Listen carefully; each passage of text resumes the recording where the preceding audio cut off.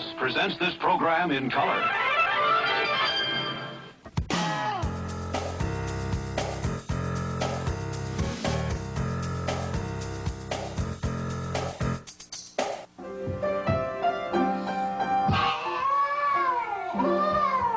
This is a wonderful story about a group of children that all the experts had given up on.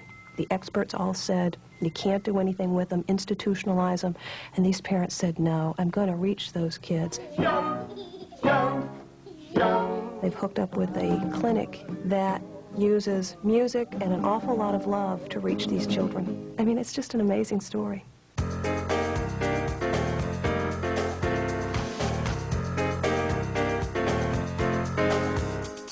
What can you do for children who are all but unreachable?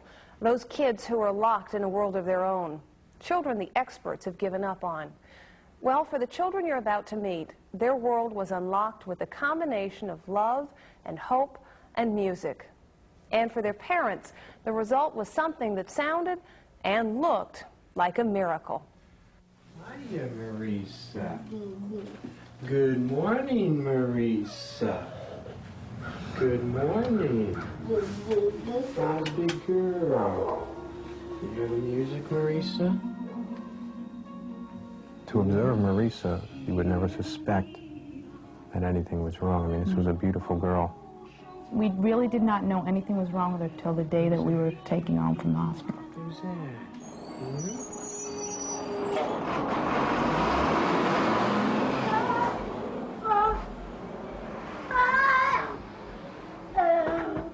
Yeah, that's awesome. I mean, with the tantrums, all the other things, this is a great little guy. There's one world for us. Because you're not taking your time. And another for children like Marisa and Joshua. Joshua is 11 years old and lives in New York's rugged South Bronx with his mother, Robin Shaw. He was born 2.5 months premature, blind, and autistic.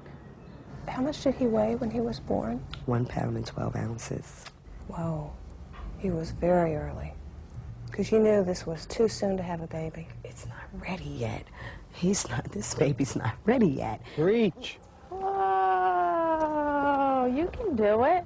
5-year-old Marisa lives in a quiet New Jersey suburb with her parents, Linda and Gary Thomas. Hold on. Do they know what caused Marissa's problems?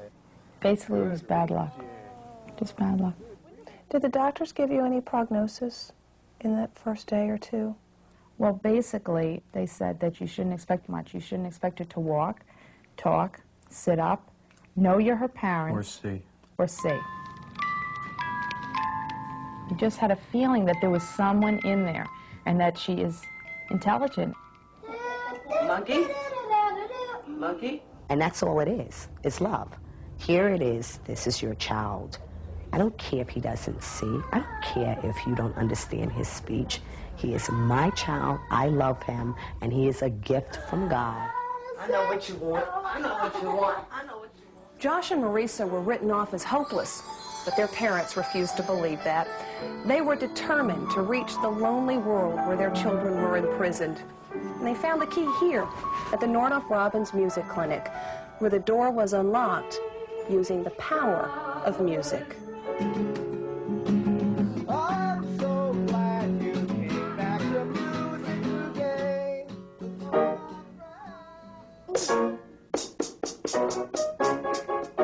Are these the faces of kids who can't be reached? They come into this world of music, and in this world, they can unfold. Clive Robbins has been working with handicapped children since 1954. I was looking for a way to get past these barriers that make it difficult to reach deeply into children. Karen. Yeah? Then Robbins met composer Paul Nordoff, and together they found an answer. It was magical to me how music really reached this developmental potential within the children. And they sat up differently, they looked differently. I saw intelligence in their eyes. It's about 250. 4 years ago, Clive and his wife Carol opened an American branch of Nordoff-Robbins in New York City. In tempo. We asked the mother of a multiply handicapped teenager once, what do you want music therapy to do for your child, for your son? She said, just bring him joy. He has so little of it in his life. I'm thinking of another child who didn't use her hands. She begins to use a drumstick. It takes 4 months, but finally she's beating freely and exerting her satisfaction, herself, and she's never done this. She starts using her hands in the home, using a fork, turning on the hi-fi and so on. Parents pay a small fee here based on what they can afford, and children get a program tailored to fit their needs. Oh, look at that. Left hand. Right hand, I mean. Look at that. It reaches straight up. We raise the cymbal. All the music is improvised. A youngster with muscular problems is encouraged to reach for an instrument whose sound he finds appealing. Great. Each session is videotaped to keep a record of the improvised music and the child's reaction to it.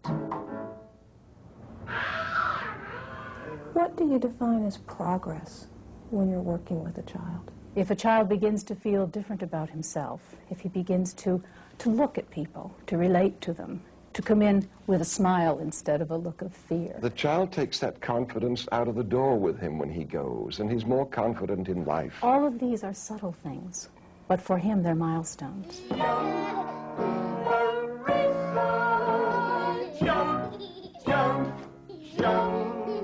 For a child like Marisa, a tiny step can be a giant leap.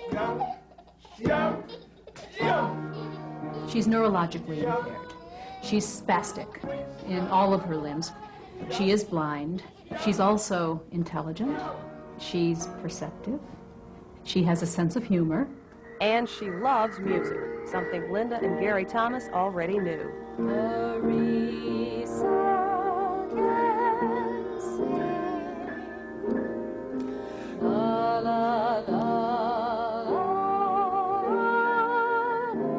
Marisa would change her facial expressions with the different sounds that she was hearing.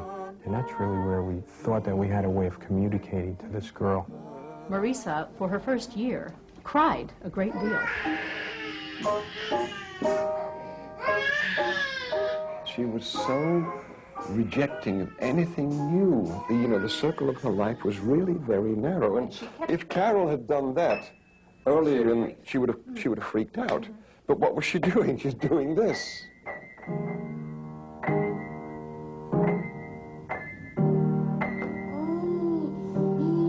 Good girl. Okay, let's see what you can do. Ready? The goal with Marisa is to encourage communication and movement. Shall we take